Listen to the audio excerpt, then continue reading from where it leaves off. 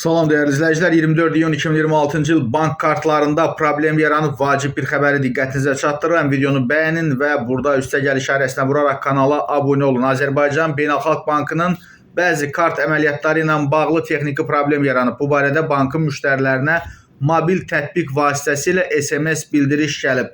Hazırda üçüncü tərəfli yaşanan texniki çətinliklə bağlı kartlarda əlavə vəsait silinməsi baş vermişdir. Problem yaxın zamanda aradan qaldırılacaq. Anlayış üçün təşəkkür edirik deyə qeyd olunub. Bundan başqa Express Bank, Access Bank, Yellow Bankda da bənzər problem yaranıb. Azərkart məsələ ilə bağlı açıqlama yayıb.